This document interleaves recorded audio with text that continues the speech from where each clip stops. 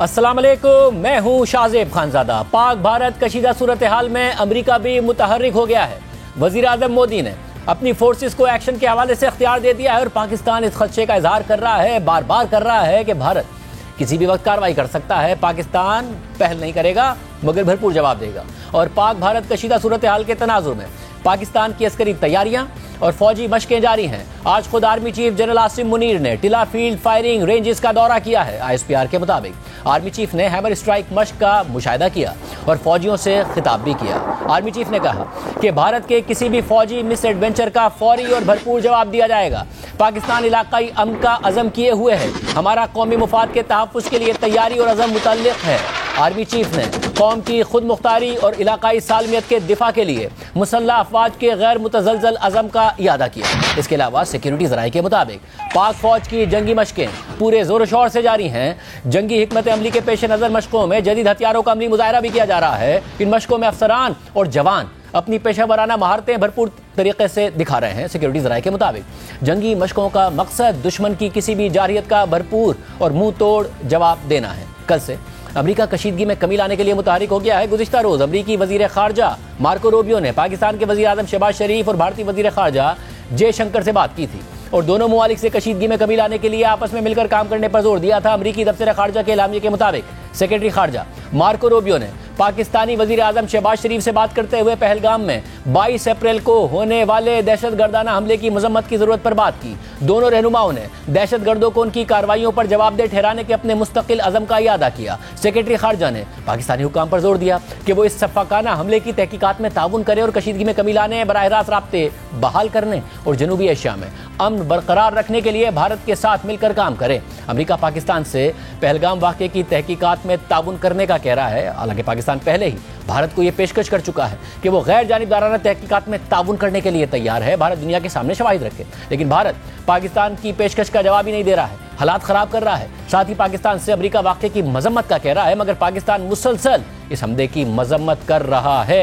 यानी जो काम अमरीका पाकिस्तान से कह रहा है वो पहले ही हो रहा है। कल रात को वज़ीर आज़म शहबाज शरीफ के अलावा फिर अमरीकी सेक्रेटरी ख़ारजा मार्को रूबियो ने भारतीय वज़ीर ख़ारजा जयशंकर से भी गुफ्तगू की और इस हवाले से अमरीकी दफ्तर ख़ारजा के एलामिये के मुताबिक भारतीय वज़ीर ख़ारजा से बातचीत के दौरान सेक्रेटरी ख़ारजा मार्को रूबियो ने पहलगाम में होने वाले होलनाक दहशतगर्द हमले में कीमती जानों के ज़िया पर अफसोस का इजहार किया और दहशतगर्दी के खिलाफ भारत के साथ ताउन के अमरीका के अज़म का इयादा किया। सेक्रेटरी ख़ारजा ने भारत पर जोर दिया कि वो पाकिस्तान के साथ मिलकर कशीदगी को कम करे और जनूबी एशिया में अमन और सलामती को बरकरार रखे। इसके अलावा भारतीय मीडिया के मुताबिक भारतीय वजीर दिफा राजनाथ सिंह ने अमरीकी हम मनसब पीट हेगसेट से टेलीफोनिक रब्ता किया है। कल रात को अमरीकी और भारतीय वज़ीर ख़ारजा की गुफ्तगू के बाद राजनाथ सिंह ने अमरीकी वजीर दिफा से रब्ता किया। हम बात यह कि जहां अमरीका पाकिस्तान और भारत दोनों से कशीदगी में कमी लाने का कह रहा है और पहलगाम वाक़े की तहकीकात की बात कर रहा है, तो वहीं दुनिया की एक और बड़ी ताकत चीन भी कह रहा है कि पहलगाम वाक़े की तहकीकात होनी चाहिए। चीन ने पाकिस्तान के साथ खड़े होने का पैगाम दिया है। दूसरी तरफ आलमी मीडिया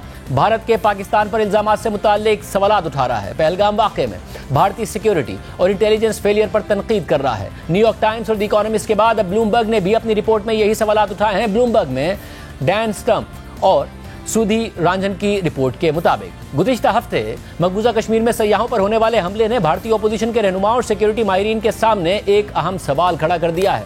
दुनिया के सबसे ज़्यादा अस्करी इलाकों में से एक इलाके में दिन दिहाड़े आम शहरियों का खुलेआम कत्ल कैसे मुमकिन हो सकता है? गुज़िश्ता हफ्ते इस हमले के फौरन बाद वज़ीर आज़म नरेंद्र मोदी की हुकूमत ने फौरी तौर पर इस वाक़े को दहशतगर्दी करार देते हुए इसका इल्ज़ाम पाकिस्तान पर लगा दिया। ताहम पाकिस्तान ने इस हमले में अपने मुलव्विस होने की तरदीद कर दी और कहा कि वो हर शक्ल में दहशतगर्दी की मजम्मत करता है। गुज़िश्ता हफ्ते भारत ने जिन सिफारतकारों को ब्रीफिंग दी थी उनमें से 2 सिफारतकारों ने शनाख्त जाहिर न करने की शर्त पर बताया कि हालिया सिफारती मीटिंग्स में भारतीय हुकाम ने ताहाल इस हमले से इस्लामाबाद को जोड़ने के हवाले से कोई ठोस शवाहिद फराहम नहीं किए। कांग्रेस की एक पोस्ट के मुताबिक सियासी रहनुमाओं से एक मुलाकात के दौरान वजीर दाखिला अमित शाह ने कहा कि यह हमला सिक्योरिटी लैब्स का नतीजा था। उस मीटिंग में मौजूद अपोजिशन पार्टी के एक रुकन के मुताबिक अमित शाह ने यह भी बताया कि हमले के मकाम के करीब मौजूद फौजी और दीगर एहलकार हमलावरों के दरमियान होने वाली बातचीत को इंटरसेप्ट करने में नाकाम रहे। इस मीटिंग में वजीर दाखिला ने आइंदा ऐसे खूनरेज वाक़यात के रोकने के लिए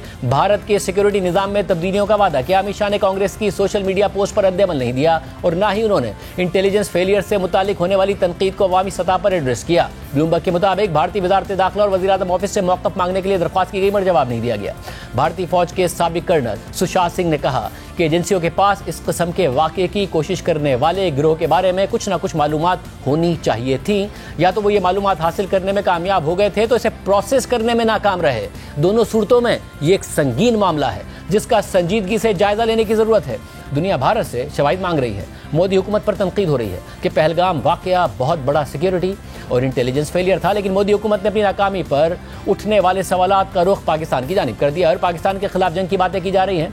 भारत आबादी और रकबे के लिहाज से पाकिस्तान से कई गुना बड़ा मुल्क है, उसका दिफाई बजट भी पाकिस्तान से कई गुना ज़्यादा है, मगर भारत को पाकिस्तान के साथ साथ चीन के साथ भी सरहदी तनाज़ात का सामना है। अस्करी सलाहियतों के हवाले से कौन कितना ताकतवर है और किस हवाले से भारत पाकिस्तान से या पाकिस्तान भारत से आगे है, इसका जायजा आपके सामने रखते हैं। ब्लूमबर्ग की रिपोर्ट के मुताबिक international institute for strategic studies के आदाद शुमार के मुताबिक भारतीय मुसल्लह फ़ौज 14,75,000 अफराद पर मुश्तमिल है, जो पाकिस्तानी फ़ौज की तादाद से दुगनी है। इसके अलावा भारत अपनी फ़ौज के लिए पाकिस्तान से कहीं बड़ा बजट रखता है। गुज़िश्ता साल ये बजट 86 अरब डॉलर्स था। इससे भारत दुनिया में दिफा पर सबसे ज़्यादा खर्च करने वाले 5 ममालिक में शामिल है और इसका दिफाई बजट पाकिस्तान के बजट से 8 गुना ज़्यादा है। भारत की तकरीबन 14,75,000 की एक्टिव फोर्सेस के मुकाबले में पाकिस्तानी मुसल्लह फ़ौज 6,60,000 अफराद पर मुश्तमिल हैं। भारत की 14,75,000 एक्टिव फोर्सेस में से बर्री फौज यानी आर्मी की तादाद 12 लाख है, जबकि 6,60,000 पाकिस्तानी मुसल्लह फ़ौज में से आर्मी की तादाद 5,60,000 है। भारतीय फ़िज़ाइया तकरीबन 1.5 लाख अफराद पर मुश्तमिल है, जबकि पाक फ़िज़ाइया 70,000 अफराद पर मुश्तमिल है। इसके अलावा भारतीय नेवल फोर्सेस की तादाद 75,000 से ज़्यादा है, जबकि पाकिस्तानी नेवल फोर्सेस की तादाद 30,000 से ज़्यादा है। ब्लूमबर्ग में शाया रिपोर्ट के मुताबिक भारत के पास 480 फौजी तैयारे हैं, पाकिस्तान के पास 300 फौजी तैयारे हैं। भारतीय नेवी के पास 210 वेसल्स, जबकि पाकिस्तानी नेवी के पास 44 वेसल्स हैं। इसके अलावा दोनों ममालिक के पास 170 या इससे ज़ायद न्यूक्लियर वॉरहेड्स यानी एटमी हथियार हैं। ब्लूमबर्ग ने अपनी रिपोर्ट में बताया है कि भारत ने पहले ही अपनी फौज की एक बड़ी तादाद चीन के साथ लगने वाली शुमाली सरहद पर तैनात की हुई है, जबकि पाकिस्तान भी अफगानिस्तान के साथ अपनी बॉर्डर पर ज्यादा तवज्जो दे रहा है, जहां दहशतगर्द पाकिस्तान में हमलों के लिए दाखिल होते हैं। रिपोर्ट में Stockholm International Peace Research Institute के हवाले से लिखा गया है कि हालिया सालों में भारत ने अमेरिका और फ्रांस और दीगर ममालिक में हथियारों की मार्केट्स की तरफ रुख किया है और दुनिया में हथियारों का सबसे बड़ा इंपोर्टर बन गया है। भारत का हथियारों के लिए रूस पर इन्हिसार 2009 से 2013 के दौरान 76% था, जो अब गिरकर 2019 से 2023 के दौरान 36% पर आ गया है और भारत अपने हथियारों के निज़ाम को अमेरिका और यूरोप की आला डिफेंस कंपनियों के जरिए जदीद बनाने की कोशिशें कर रहा है, जबकि पाकिस्तान भी इस दौड़ में शामिल है और वो ज़्यादातर हथियार चीन से खरीदता है। 2019 से 2023 के दरमियान पाकिस्तान की हथियारों की दरामदाद में 82% हिस्सा चीन का था, जबकि 2009 से 2012 के दरमियान यह शरह 51% थी। ब्लूमबर्ग के अलावा BBC ने भी पाकिस्तान और भारत की फौजी ताकत और सलाहियतों का मवाजना किया है। BBC की रिपोर्ट के मुताबिक पाकिस्तान और इंडिया माजी में 3 जंगें लड़ चुके हैं। आखिरी मरतबा 1971 में लड़ी जाने वाली जंग के नतीजे में पाकिस्तान को अपना एक हिस्सा खोना पड़ा और बांग्लादेश वजूद में आ गया था। महदूद पैमाने पर एक चौथी जंग 1999 में कारगिल के मकाम पर लड़ी गई, जिसमें पहली मरतबा दोनों हमसाया ममालिक के दरमियान एटमी जंग के खदशात भी खुलकर सामने आ गए। दुनिया में हथियारों और अस्करी ताकत पर नजर रखने वाली वेबसाइट ग्लोबल फायर पावर के मुताबिक 2025 में दुनिया की सबसे ताकतवर अस्करी कुव्वतों में अमेरिका, रूस और चीन के बाद इंडिया का नंबर आता है। ग्लोबल फायर पावर के मुताबिक फहरिस्त में शामिल 145 ममालिक में पाकिस्तान के नंबर 12वां है। रिपोर्ट के मुताबिक पाकिस्तानी एयरफोर्स का सबसे कारामद हथियार 2 तैयारे हैं, जिनमें अमेरिका से हासिल करदा F-16 और चीनी मदद से तैयार करदा JF-17 थंडर शामिल हैं। JF-17 की तैयारी का मकसद एक ऐसा तैयारा बनाना था जो हल्का हो, हर मौसम में दिन और रात दोनों में एक लड़ाका तैयारे का काम कर सके। ये तैयारा कामरा में कायम पाकिस्तान एरोनॉटिकल कॉम्प्लेक्स और चीन की एयरक्राफ्ट इंडस्ट्री के ताबून से बनाया गया।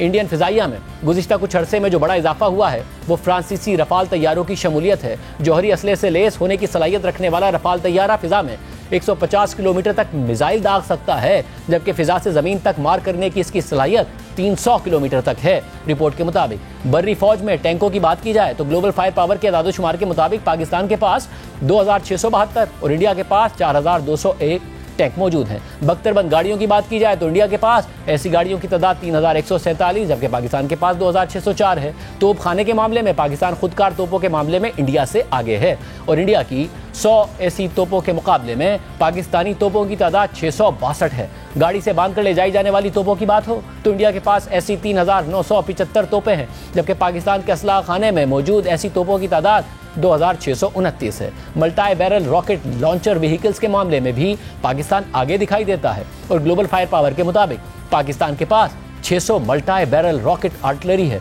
जबकि इंडियन फौज के पास इसकी तादाद 264 है। रिपोर्ट के मुताबिक इंडिया के पास 2 तैयारा बरदार बहरी जहाज INS विक्रम आदित्य और INS विक्रांत हैं। इनमें से विक्रांत वो जहाज है जो इंडिया ने खुद तैयार किया है और उसे 2022 में बहरिया के हवाले किया गया था। इसके अलावा इंडियन बहरी बेड़े में 18 आबदोज़ें भी मौजूद हैं, जिनमें से 3 एटमी ताकत से चलने वाली आबदोज़ें हैं। पाकिस्तान की बात की जाए तो उसके पास 8 आबदोज़ें हैं, जिनमें ऑगस्टा 90B क्लास की 3, जबकि ऑगस्टा 70 क्लास की 2 आबदोज़ों के अलावा कॉस्मोस क्लास की 3 छोटी आबदोज़ें भी शामिल हैं। इसके अलावा पाकिस्तान ने चीन की मदद से हंगूर क्लास की 8 आबदोज़ें भी हासिल कर रहा है, जिनमें से 4 पाकिस्तान में ही तैयार की जाएंगी। रिपोर्ट के मुताबिक पाकिस्तान का मिसाइल प्रोग्राम क्रूज और मैदान जंग में इस्तेमाल होने वाले टैक्टिकल बैलिस्टिक मिसाइलों के अलावा कम और दरमियाने फासले तक मार करने वाले बैलिस्टिक मिसाइलों पर मुश्तमिल है।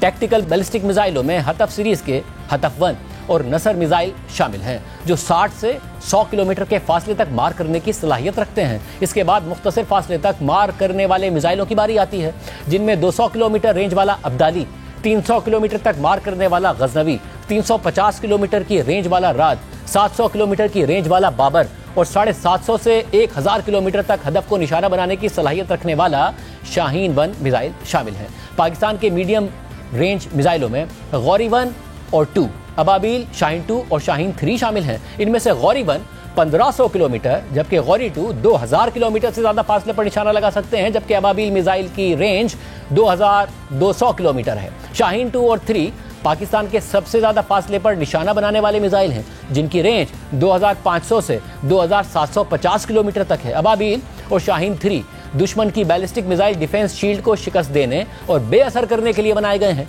और माहिरीन के ख्याल में ये पाकिस्तान के मिसाइल हथियारों में सबसे बेहतरीन सलाहियतों वाले मिसाइल सिस्टम्स हैं। कैनबरा की नेशनल यूनिवर्सिटी में स्ट्रेटेजिक और डिफेंस स्टडीज़ के उस्ताद डॉक्टर मंसूर अहमद के मुताबिक अबाबील जनूबी एशिया में पहला ऐसा मिसाइल है जो 2200 किलोमीटर के फासले तक मुतादिद वॉरहेड्स या जौहरी हथियार ले जाने की सलाहियत रखता है और मुख्तलिफ अहदाफ को निशाना बना सकता है। इसके मुकाबले में इंडिया का मिसाइल प्रोग्राम 250 से 600 किलोमीटर तक मार करने वाले पृथ्वी मिसाइलों से लेकर 1200 से 8000 किलोमीटर तक मार करने वाले अग्नि सीरीज के मिसाइलों के अलावा निर्भय और ब्रह्मोस सीरीज के क्रूज मिसाइलों पर मुश्तमिल है। अग्नि बैनुल बर्रे आज़मी बैलिस्टिक मिसाइल है, जिसमें अग्नि 5 भी शामिल है और इसकी रेंज 7 से 8000 किलोमीटर तक है। इंडिया का धनुष मिसाइल कम फासले तक मार करने वाला और बहरी जहाज से दागा जाने वाला बैलिस्टिक मिसाइल है। ये पृथ्वी मिसाइल सीरीज का तीसरा वेरिएंट है, जिसमें पृथ्वी 1, पृथ्वी 2 और पृथ्वी एयर डिफेंस इंटरसेप्टर शामिल हैं। दिफाई माहिरीन का मानना है ये माया ईंधन से चलने वाला मिसाइल है और जौहरी ये रिवायती हथियार ले जाने की सलाहियत रखता है। इसके अलावा इंडिया का K-15 या B-5 मिसाइल आबदोज से दागा जाने वाला बैलिस्टिक मिसाइल है। इसकी रेंज तकरीबन 700 किलोमीटर है। रिपोर्ट के मुताबिक इंडिया और पाकिस्तान दोनों ही अपने असलाह खाने में अस्करी ड्रोन्स की तादाद में इजाफा कर रहे हैं। दोनों की जानिब से न सिर्फ कई गैर मुल्की ड्रोन्स खरीदे गए हैं, बल्कि खुद भी इस टेक्नोलॉजी को तैयार किया गया है जो पायलट के बगैर दुश्मन पर निगरानी, जासूसी या अहदाफ को निशाना बनाने की सलाहियत रखती हैं। अस्करी मकासद के लिए इस्तेमाल होने वाले ड्रोन्स इंतहाई ऊंचाई पर देर तक प्रवास करने और रेडार में आए बगैर ज़मीन पर फौज की सरगर्मियों, उनकी तैनातियों, आम तनसीबात, नई तामीरात और फौजी ठिकानों वगैरह की मौसर निगरानी और मखसूस हदफ को तबाह करने में महारत रखते हैं। अगर ड्रोन्स के लिहाज से इंडिया और पाकिस्तान की अस्करी सलाहियतों का मवाजना किया जाए तो ये मालूम होता है कि दोनों ममालिक ने माजी करीब में इसमें इजाफा किया है। इंडिया और पाकिस्तान दोनों के पास जौहरी हथियार हैं, लेकिन ग्लोबल फायर पावर ने अपनी रिपोर्ट में जौहरी हथियारों का जिक्र नहीं किया है। इदारे का इस मुताल्लिक मौक़िफ़ है कि वो अपने जायज़ों में जौहरी सलाहियत को ज़ेर गौर नहीं लाते। ताहम Stockholm International Peace Research Institute की 2024 की रिपोर्ट के मुताबिक जौहरी वॉरहेड्स के लिहाज से दोनों ममालिक हम पल्ला दिखाई देते हैं। इस रिपोर्ट के मुताबिक जहां इंडिया के पास अंदाजन 172 एटमी वॉरहेड्स हैं, तो वहीं पाकिस्तान के पास ऐसे वॉरहेड्स की तादाद अंदाजन 170 है। ताहम ये वाज़ेह नहीं है कि दोनों ममालिक ने इनमें से कितने जौहरी वॉरहेड्स कार्रवाई के लिए तैयार हालत में रखे हुए हैं। पाकिस्तान इंडिया से मुकाबले के लिए जौहरी हथियार तैयार कर रहा है, जबकि भारत की तवज्जो तवील फासले तक मार करने वाले हथियारों पर है, यानी ऐसे हथियार जो चीन को भी निशाना बना सकते हैं। और चीन जो इंडिया और पाकिस्तान दोनों का पड़ोसी और दुनिया की तीसरी सबसे बड़ी एटमी ताकत भी है, उसने जौहरी हथियारों की तादाद में 22% इजाफा किया है और इसके पास मौजूद वॉरहेड्स की तादाद 410 से बढ़कर 500 तक पहुंच चुकी है।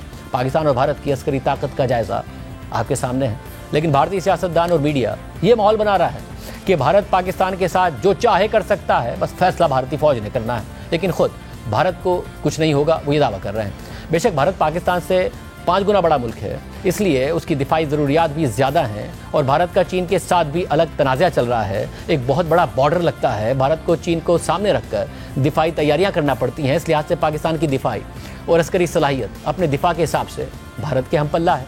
लिहाजा कोई रिवायती जंग होती है या सिर्फ बढ़कर कोई और जंग होती है तो पाकिस्तान इंडिया को शदीद नुकसान पहुँचा सकता है। दोनों ममालिक को बहुत ज़्यादा नुकसान उठाना पड़ सकता है, दोनों ममालिक को ही तबाही का सामना करना पड़ सकता है। इसलिए भारत का ये समझना कि वो पाकिस्तान के खिलाफ कुछ भी कर जाएगा और ख़ुद महफूज रहेगा, ये ना तो रिवायती जंग में होने का इम्कान है और ना ही इससे बढ़कर जंग की किसी और शक्ल में ऐसा होने का इम्कान है। और ये सूरत हाल आज से 6 साल पहले भी पेश आई थी। दोनों ममालिक में जंगी माहौल बन गया मगर जंग नहीं छिड़ी। पुलवामा हमले के बाद भारत ने 26 फरवरी 2019 को पाकिस्तान पर सर्जिकल स्ट्राइक करने का दावा कर दिया, जिसके जवाब में अगले दिन पाकिस्तान ने भारतीय फ़िज़ाइया के तैयारे को मार गिराया और पायलट को भी गिरफ्तार कर लिया।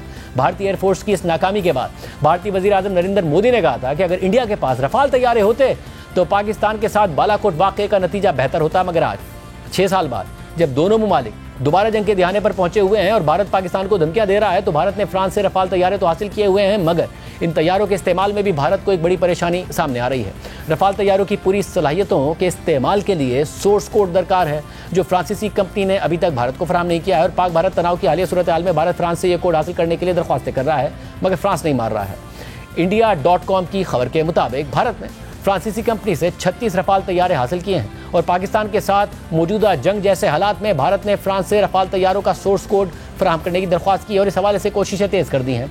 भारत का मकसद है कि वो रफाल तैयारों को मकामी तौर पर तैयार किए गए रडार्स, मिसाइल और दीगर हथियारों से लैस करे, जिसके लिए सोर्स कोड का हुसूल इंतहाई अहम है। खबर के मुताबिक रफाल तैयारे पहले से ही कई भारतीय हथियारों से लैस हैं, मगर भारत को अब मजीद मकामी हथियारों को इस तैयारे में इंस्टॉल करने के लिए सोर्स कोड चाहिए, क्योंकि यही कोड रफाल के जदीद active electronical scan array radar और मॉड्यूलर मिशन कंप्यूटर को कंट्रोल करता है। ये दोनों निज़ाम मिलकर तैयारे की इलेक्ट्रॉनिक बुनियाद बनते हैं और जब तक ये सोर्स कोड हासिल नहीं किया जाता तो भारतीय फ़ज़ाइया को डसॉल्ट एविएशन सिस्टम पर इन्हिसार करना पड़ेगा, जिससे दिफाई मनसूबाबंदी में ताख़ीर होती है और लागत बढ़ती है और तैयारी की सलाहियत मुतासिर होती है। भारत ने 1980 में फ्रांस से मिराज 2000 तैयारे हासिल किए थे, मगर अभी तक फ्रांस ने इनका सोर्स कोड भी भारत को नहीं दिया, जिससे भारत में बनाए गए कई हथियारों को इस तैयारे पर नष्ट नहीं किया जा सका है। इसलिए इस दफ़ा इंडियन एयरफोर्स रफाल तैयारों का कोड हासिल करने के लिए सख्त मौक़िफ़ इख्तियार कर रही है।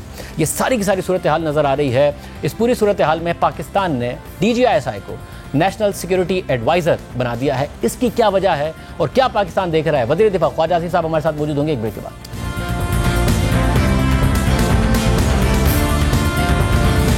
दोबारा खुशामदीद नाजरीन। जो सूरत हाल बन रही है, तो वज़ीर दिफा ख्वाजा आसिफ साहब हमारे साथ मौजूद। ख्वाजा साहब बहुत शुक्रिया मुझे ज्वाइन करने के लिए। ख्वाजा साहब, कल जो रात में एक अहम डेवलपमेंट हुई वो ये कि अमेरिका के वज़ीर ख़ारजा मार्को रूबियो ने पहले वज़ीर आज़म से बात की, वज़ीर आज़म पाकिस्तान से, और इस पर जोर दिया कि पाकिस्तान मजम्मत भी करे, तहक़ीक़ात में ताउन भी करे, और फिर उन्होंने बात की भारत के वज़ीर ख़ारजा से, और उसके बाद जो उनका अपना एलामिया सामने आया है अमेरिका की तरफ से, उसमें कहा गया कि इस बात पर जोर दिया है अमरीकी वज़ीर ख़ारजा ने भारत पर कि वो पाकिस्तान के साथ मिलकर कशीदगी को कम करे और जनूबी एशिया में अमन और सलामती को बरकरार रखे। रात में यह खबर आई कि पाकिस्तान के जो DGISI हैं उनको कौमी सलामती का मुशीर भी बना दिया गया, उनको इजाफी चार्ज दे दिया गया है। क्या पाकिस्तान एक्सपेक्ट कर रहा है, एंटिसिपेट कर रहा है कि कोई मुज़ाकरात हो सकते हैं, किसी ना किसी लेवल पर इंगेजमेंट हो सकती है, इसलिए इतनी आला सतह पर यह एक तब्दीली की गई या तैनाती की गई? मैं बिस्मिल्लाहिर्रहमानिर्रहीम, मेरा मुज़ाकरात तो आप कभी भी रूल आउट नहीं कर सकते। कभी भी कोई टेंशन हो या कोई प्रॉब्लम हो या इंटरनेशनल डिस्प्यूट हो या लिमिटेड रीजनल डिस्प्यूट हो, उसमें अल्टीमेटली मुज़ाकरात का रास्ता जो है वो अपनाया जाता है, बेशुमार कशीदगी हो उसमें भी ये ऑप्शन जो है बरकरार रहती है। लेकिन इस दो चीज़ों का लिंकेज कोई नहीं है। मैं आपको बिल्कुल एक एतमाद के साथ आपको बात करता हूँ। एक I am N informed person in this regard. तो इससे कोई ताल्लुक नहीं है DGISI को जो चार्ज दिया गया है नेशनल सिक्योरिटी का, क्योंकि ये नेशनल सिक्योरिटी के मामला जो हैं शाहजेब जितना एक जो हैंड्स ऑन जो एक बंदा होता है उसकी जितनी इंसाइट होती है या जितना वो खुसूसन क्राइसिस के दौरान जो है हैंडलिंग हो सकती है, वो मेरा ख्याल है कि किसी एक सिविलियन की या किसी पॉलिटिकल फिगर की नॉर्मल हालात हो तो ठीक है, दैट इज ओके। लेकिन इस वक्त जो है इनका कोई लिंकेज नहीं है कि जी हिंदुस्तान के साथ कोई मुज़ाकरात शुरू हो रहे हैं तो इसलिए उनकी अपॉइंटमेंट की है। मैं I don't endorse this idea कि ये इसमें कोई ऐसी बात नहीं है। तो सब फिर इस सूरत हाल में जबकि अमेरिका की तरफ से अब दोनों ममालिक से बात भी की गई है और भारत से भी कहा गया है कि वो कशीदगी को कम करे, पाकिस्तान अब भी यही एक्सपेक्ट कर रहा है जिसका आप भी जिक्र कर रहे थे। वज़ीर इत्तलात ने भी कहा था कि किसी भी वक्त हमला हो सकता है, या अब पाकिस्तान नहीं एक्सपेक्ट कर रहा है इस बात को? देखें, मैं ये जो आप जो बात कह रहे हैं उसमें एक्सपेक्ट करना या ना करना जो है ना वो ऑप्शन नहीं है।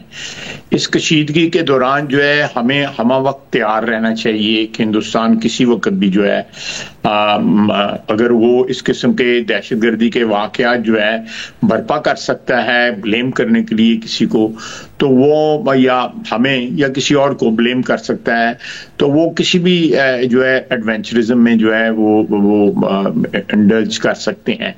लेकिन मैं इस बात के साथ साथ ये भी कहूँगा कि जो वज़ीर ख़ारजा हैं, फॉरेन सेक्रेटरी जो यूनाइटेड स्टेट्स ऑफ अमेरिका के हैं, उनका एक अपना अप्रोच जो है उसकी एक अपनी इम्पोर्टेंस है जो उन्होंने हिंदुस्तान और पाकिस्तान को जो अप्रोच किया है, और मैं समझता हूँ एक मुतवाज़न बात उन्होंने की है। और ये सारी दुनिया यही कह रही है कि ये मामला जो है ना वो बाहमी एक गुफ्त-ओ-शनीद के ज़रिए हल होना चाहिए। ये पहले दिन जब ये वाकया हुआ है, एक तो हमने उसकी कंडेमनेशन की है, बहरहाल जो भी उसके वाकयात के मुज़मरात थे या जो भी हालात थे वाकयात थे, उसके बाद हिंदुस्तान के अंदर से उसके ऊपर शक व शुबे का इजहार भी होना शुरू किया। हमारी तरफ से भी उसकी जो क्रेडिबिलिटी है वो बिल्कुल जो है उसमें क्रैक्स आगे जो है हमारी तरफ से भी उसका इजहार हुआ। लेकिन स्टिल जो है पाकिस्तान ने जो ऑफर की हुई है कि इंटरनेशनल एक वो इन्वेस्टिगेशन हो जाए जिसमें दोनों मुल्क तावन करें, वो अभी भी प्राइम मिनिस्टर की जो एक ऑफर है वो बिल्कुल स्टैंड करती है। और अमेरिका इसके ऊपर इनिशिएटिव ले ले, बरतानिया ले ले, चाइना ले ले, रूस ले ले, UAE ले ले, सऊदी अरेबिया ले ले, ये सारे मुल्क जो है, तुर्की ले ले, ये सारे ईरान ले ले, ये सारे के सारे मुल्क जो हैं जो इस वक्त इंडिया के साथ और पाकिस्तान के साथ एंगेज्ड हैं, वो मिलके इसकी इन्वेस्टिगेशन की इब्तिदा कर दे, बिल्कुल कर दे। हम वेलकम कर रहे हैं जिनके ऊपर इल्जाम लगा रहा है हिंदुस्तान, तो जिनको को ग्रीवेंस है उनको भी वेलकम करना चाहिए इस ऑफर का। ये प्राइम मिनिस्टर की बड़ी एक मैं समझता हूँ कि एक दानिशमंदाना और एक जो एक सियासी तो नहीं मैं कहूँगा, ये बड़ा मुदब्बराना में एक जो है वो ऑफर है। कोई भी इमीडिएटली एक क्राइसिस के दौरान जो है इस किस्म की जिसके हाथ साफ हों वही ये ऑफर करता है। वैसे ये बड़ी अहम बात है। आप कह रहे हैं कि जब न्यूट्रल की पाकिस्तान बात करता है, जिन ममालिक का आपने नाम लिया जिनके पाकिस्तान से भी अच्छे ताल्लुकात हैं, भारत के साथ भी अच्छे ताल्लुकात हैं, या फिर अब मगरबी ममालिक तक की भी बात कर रहे हैं, ज़ाहिर है भारत के बहुत ज़्यादा अच्छे ताल्लुकात हैं, उनमें से कोई भी ये तहकीकात कर ले पाकिस्तान ताउन के लिए राजी है इस मामले में? देखें, अब 2 कर लें, 3 कर लें, अक़वाम मुत्तहिदा के सेक्रेटरी जनरल जो है वो कोई कमीशन बना दें। हम तो ऑप्शन दे रहे हैं कि ये इस किस्म की कोई तहकीकात जो है कर लें, कोई एक्सपर्टीज हो जिन लोगों को, कोई कमीशन बना लिया जाए 2, 4, 5 मुल्कों का, एक मुल्क का नाम भी बने, उसके ऊपर जो है सिंगल कंट्री जो कमीशन जो है, उससे मेरी जाती राय है बेहतर होगा कि 3-4 मुल्कों का कमीशन बन जाए जिसमें ये एक्सपर्टीज है। या अक़वाम मुत्तहिदा के सेक्रेटरी साहब जो हैं वो इसमें इनिशिएटिव ले सकते हैं, वो यूएन का कोई कमीशन बना सकते हैं जिसमें मुख्तलिफ ममालिक हों, जो सिक्योरिटी काउंसिल के मेंबर जो परमानेंट मेंबर हैं वो हो जाएं, 1-2 और बीच में जो है नॉन परमानेंट मेंबर हैं वो हो जाएं। यानी Pakistan is open to this thing, any inquiry, any investigation. अगर हमारे पे जो इल्जाम लगाया हुआ है इन्होंने, हिंदुस्तान ने, वो इसलिए अवॉइड कर रहे हैं, let me be very Frank, कि वो अभी तक उन्होंने क्यों नहीं एक्सेप्ट किया कि ये इसके पीछे कुछ और ना निकल आए। ये this is the apprehension of India, इसके पीछे कुछ और चीज ना निकल आए। और वो कुछ और क्या हो सकता है? और जो सारी दुनिया शोर मचा रही है कि ये जो है FIR जो है वो एक तरफ वाकया हो रहा है, 10 मिनट के अंदर FIR हो रही है, 6-7-8 किलोमीटर दूर वाकया हो रहा है, उसकी जो क्रेडिबिलिटी जो है, इंडियन क्लेम की क्रेडिबिलिटी जो है, उसमें massive cracks from with in India जो है वो पड़ गए हैं। पाकिस्तान के छोड़े, हम तो हरीफ हैं उनके, हमारी तो उनकी दुश्मनी है, हमारी तो फौजें आमने सामने खड़ी हैं, लेकिन जो उनके अंदर से इतनी आवाजें उठ रही हैं जिसका कोई हिसाब ही नहीं है। और साहब, तो फिर ऐसी सूरत हाल में ख्वार साहब एक मसला यह है कि कोई भी वाकया हो, जब भारत के अपने अंदर फॉल्ट लाइंस पैदा हो गई हैं और जब आर्टिकल 370 के बाद, तो ज़ाहिर कश्मीर में ये बाकायदा मीडिया में वहाँ भी रिपोर्ट हो चुका है कि बहुत ज़्यादा नाराज़गी पाई जाती है, फॉल्ट लाइंस मजीद पैदा हो गई हैं। कोई भी वाकया हो, जंग का माहौल बन जाए और उसके बाद ये सूरत हाल हो, इससे अवॉइड करने के लिए क्या किया जाए? क्या पाकिस्तान बैनुल-अक़वामी बरादरी से कहेगा कि कम से कम कोई टेबल पर बिठाए, या कोई ऐसा मामला हो जिसकी वजह से बार बार ये सूरत हाल? देखिए, मैं 370 वाला मामला या 35A वाला मामला, एक let's go deep into last 76 और 77 इयर्स। ये वाकया जब हुआ है, हमारी तरफ से जो भी, मैं इख्तलाफी बात नहीं करना चाहता, हमारी तरफ से तो यही कहा गया कि जी आप 12:30 घरों से बाहर निकल आए, आधा घंटा खड़े रहें, इस किस्म का। लेकिन it was a huge act of aggression against the Kashmiris, जिनका स्टेटस जो है डिटरमिन किया हुआ है सिक्योरिटी काउंसिल ने, और वो पेंडिंग है। प्लेबिसाइट का जो डिमांड है वो पेंडिंग है हमारी, और वो उसके ऊपर जो है जवाहरलाल नेहरू ने एडमिट किया हुआ है, वो actually was a party to this arrangement. उसको जब ऑल्टर किया गया स्टेटस का, मैं समझता हूँ, ये मेरी जाती राय है कि उस वक्त की हुकूमत ने जो है दे टुक इट लाइंग डाउन। उन्होंने इसके ऊपर वो नहीं किया जो कश्मीर के स्टेटस के ऑल्टर होने से जो खदशात या कश्मीरियों के थे वो पैदा हुए थे, और उनको ऑल्टर नहीं किया गया। तो ये मैं समझता हूँ कि ये एक और रिश्ता हुआ नासूर है, जिसके ऊपर जो है ये हमारे हालात और ज्यादा दोनों मुल्कों के पहले भी एक स्टेटस को जो है which was adverse to Kashmiris and obviously to us, वो भी रिस रहा था, वो नासूर जो है वो जख्म रिस रहे थे अभी, कि एक और उन्होंने स्टेटस जो है उसका चेंज करके। आपने बिल्कुल सही बताया कि कश्मीरियों के फिर जो है ग्रीवेंसेस जो है, नाराजगी जो है वो और ज्यादा बढ़ गई। उसमें एक नस्ल में जो जवान नस्ल है उसमें एक आम देखें ये वाकया किस तरह हर चीज में जो है पॉजिटिव, इस वाकये में जो है जो उसकी डायमेंशन है उसके अंदर मुसलमान इन्वॉल्व है। उनको मेडिकल एज मुसलमानों ने दी, उनके साथ गाइड्स मुसलमान थे, उधर सारी आबादी जो उस वक्त जिन लोगों ने उनको इमीडिएटली हेल्प दी वो मुसलमान थे, सारे लोग जिनकी गाड़ियों पे जख्मियों को ले जाया गया वो मुसलमान थे। सारे ये मुसलमानों ने वहां पे, वो लोग इतने अच्छे लोग हैं कश्मीरी जो हैं कि उन्होंने बावजूद इस बात के कि उनकी ग्रीवेंसेस हैं, लेकिन उन्होंने इस क्राइसिस के दौरान जो है जिसने भी किया, let's not go into that detail at the moment, जिसने भी किया उन्होंने अपना हक जो है एक उसका सबूत दिया कि हम लोग जो हैं वो दहशतगर्द नहीं है, हम इस दहशतगर्दी के वाकयात में जो विक्टिम्स हैं उनकी मदद कर रहे हैं, और जो है दिल्ली जो है उनके ऊपर इल्जाम लगा रहा है दहशतगर्दी का। ये सारी की सारी चीजें क्यों नहीं सामने वैसे फिर एक ऐसी सूरत में जब ज़ाहिर बैन अल-अक़वामी मीडिया में भी वो सपोर्ट नहीं मिली, जो कि भारत की तरफ से इल्जामात लगाए गए, ब्लूमबर्ग हो, द इकोनॉमिस्ट हो, न्यूयॉर्क टाइम्स हो, सब में यही सवाल हो रहा है कि भारत सबूत सामने नहीं रख रहा है।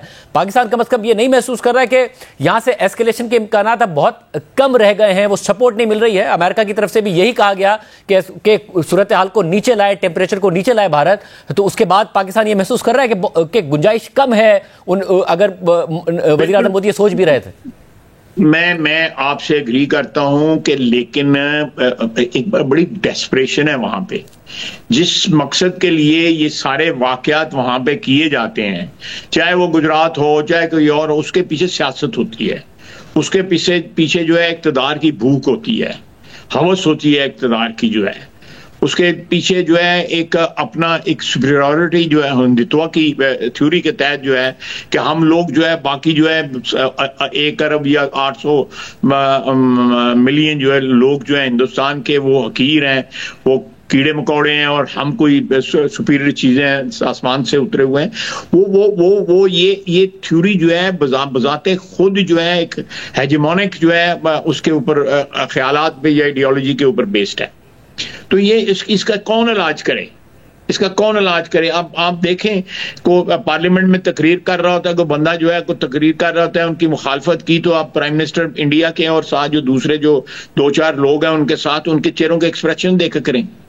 The discomfort on their faces is so evident, so apparent कि वो लोग ये एक मैं हिंदू तो नहीं कहूँगा, लॉट ऑफ गुड पीपल हमारे मुल्क में बहुत बड़ी आबादी है, मुहिब वतन पाकिस्तानी है, लेकिन जो हिंदुत्व की जो थ्योरी है दैट इज बेसिकली वो रेसिस्ट है, वेरी वेरी रेसिस्ट। बहुत शुक्रिया वज़ीर दिफा ख्वाजा साहब की गुफ्तगू आपने सुनी। पाकिस्तान अब भी खतरा महसूस कर रहा है, मगर जो सपोर्ट इंडिया को नहीं मिल रही है इसको भी नोटिस किया जा रहा है। प्रोग्राम में ब्रेक शामिल करते हैं, अमेरिका में इस वक्त क्या सोच पाई जाती है, इस पर बात करेंगे ब्रेक के बाद। से बात करने के लिए हमारे साथ मौजूद हैं रिजवान सईद शेख साहब, जो कि पाकिस्तान सफ़ीर बराए अमेरिका हैं। एम्बेसडर साहब बहुत शुक्रिया हमें शो में ज्वाइन करने के लिए। जो अमेरिका में सूरत हाल है उसमें आपका भी न्यूज़वीक में एक स्टेटमेंट आया कि आपने सदर ट्रंप से मुतालबा किया है कि वो एक जो न्यूक्लियर वॉर है वो पाकिस्तान इंडिया के दरमियान उसे रोकने में अपना किरदार अदा करें, किसी भी किस्म की जंग को रोकने में अपना किरदार अदा करें। अब मुतहर्रिक ज़रूर हुए हैं सेक्रेटरी खारजा, उन्होंने कल वज़ीर आज़म पाकिस्तान से बात की, फिर भारत के वज़ीर खारजा से बात की, भारत को कहा कि एस्केलेशन में कमी जो है वो पाकिस्तान के साथ लेके आए, फिर उनके सेक्रेटरी दिफा ने भारत के वज़ीर दिफा से भी बात की है। इस वक्त अमेरिका में माहौल क्या है? क्योंकि इनिशियली यही कहा जा रहा था कि एक तो अमेरिकन मीडिया ऑलमोस्ट इग्नोर कर रहा है माजी के बरक्स इस सूरत हाल को, उनके अपने भी ज़ाहिर बहुत सारा मसाइल हैं टैरिफ्स को लेकर, सदर ट्रंप के 100 डेज को लेकर, मगर कोई ज़्यादा कवरेज नहीं हुई। वॉशिंगटन में क्या माहौल है? देखिए, जो पाकिस्तान और भारत के दरमियान तारीख है कशीदगी की, उसमें हमेशा इससे पहले भी अगर आखिरी जो इस किस्म का वाक़या है वो याद किया जाए तो वो 2019 में था, पुलवामा का।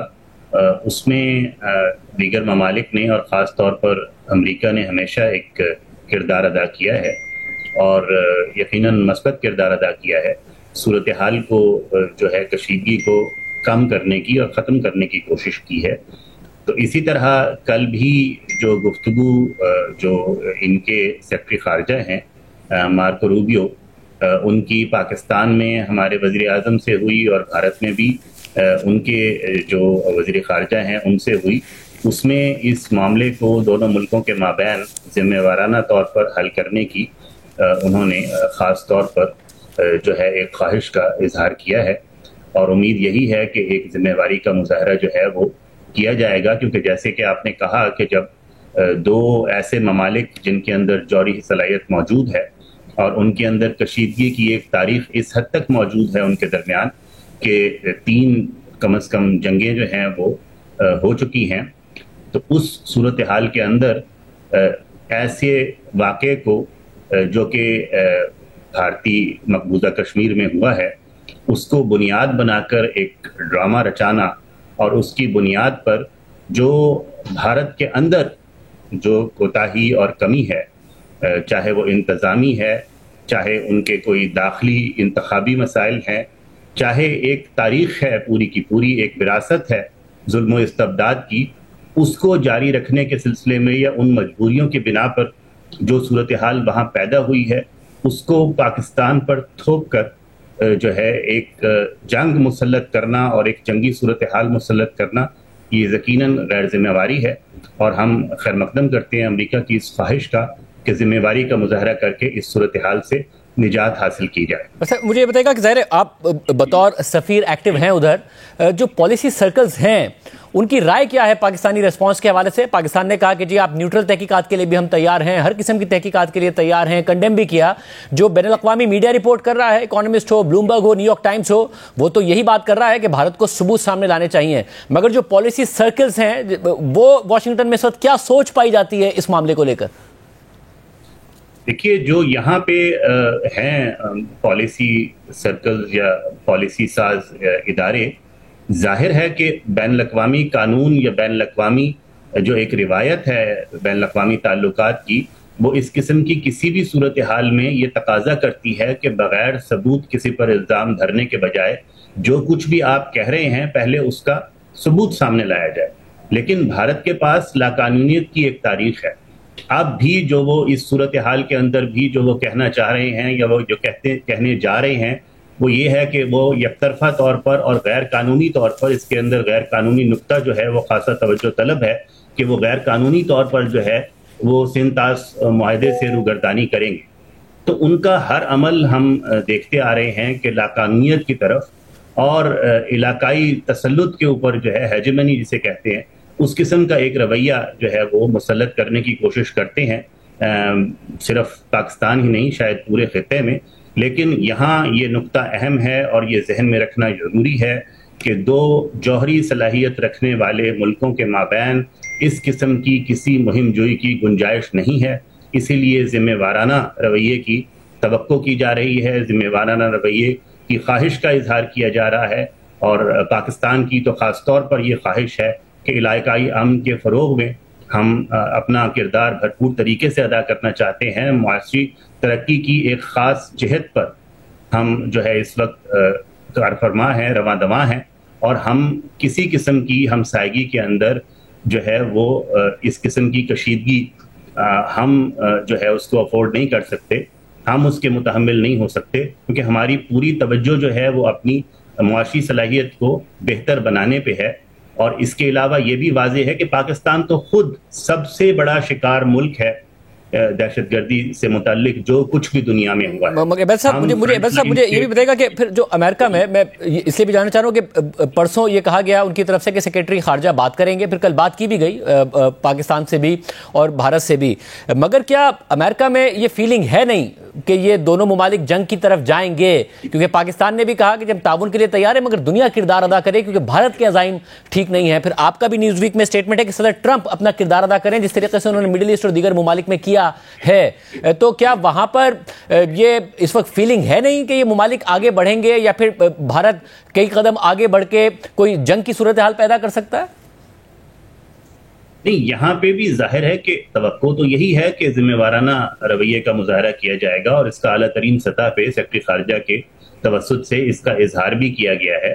और यहाँ मैं भी बतौर सफ़ीर जिन लोगों से मिल रहा हूँ वो भी इसी बात पर जोर दे रहे हैं कि दोनों ममालिक जो है वो जिम्मेवारी का मुजाहरा करें और इस सूरत हाल को आगे बढ़ने से रोका जाए। तो तवक्को तो किसी भी महज़िब माशरे में अमेरिका समेत यही होगी कि दुनिया के किसी खित्ते में और ख़ासकर उस खित्ते में जहाँ जौहरी सलाहियत मौजूद है, जंग की तरफ कोई भी पेशकदमी नहीं की जाएगी। लेकिन जाहिर है कि जिस किस्म के जो रवैये का मुजाहरा न सिर्फ ये कि भारतीय मीडिया कर रहा है बल्कि उनकी पूरी लीडरशिप कर रही है, और जिस तरह वो उकसा रहे हैं न सिर्फ अपने मुआशरे को बल्कि अपनी फ़ौज को और बाकी जो बैनुल-अक़वामी इदारे हैं उनके सामने जिस किस्म का एक ढोंढा ड्रामा रचाकर वो जिस तरफ ले जाने की सूरत हाल को कोशिश कर रहे हैं वो भी सारी दुनिया के सामने वाज़ेह है। उसमें पाकिस्तान बार बार ये वजाहत कर चुका है कि हम जंग नहीं चाहते। कल हमारे नायब वज़ीर आज़म और वज़ीर ख़ारजा ने भी यही बात की कि पाकिस्तान जंग नहीं चाहता, लेकिन अगर जंग मुसल्लत की जाती है तो पाकिस्तान, ये बात वाज़ेह है कि हमने इज़्ज़त और वक़ार के लिए बनाया था और उसका हम हर कीमत पर, हर सूरत में जो है तहफ़्फ़ुज़ करेंगे। और एम्बेसडर साहब, मुझे ये भी बताइएगा कि ज़ाहिर है कि जो रिस्पांस, जो सपोर्ट एक्सपेक्ट करते वज़ीर आज़म मोदी, वो नहीं आई सदर ट्रंप की तरफ से या उनकी इंतज़ामिया की तरफ से। ये ख्याल किया जाता है कि ना सिर्फ वज़ीर आज़म मोदी के अच्छे ताल्लुकात हैं, बल्कि भारतीय लॉबी भी बहुत ज़्यादा स्ट्रांग है वाशिंगटन में। तो क्या इस वक्त तक वो सपोर्ट ना मिलना, वो लॉबी नहीं काम कर पा रही है, या इस वक्त इस वाक़े के बाद पाकिस्तान के रिस्पांस की वजह से भारत को वो सपोर्ट नहीं मिल रही, या भारत के अपना जो भारत ने रिस्पांस दिया उस वजह से सपोर्ट नहीं मिली अभी तक?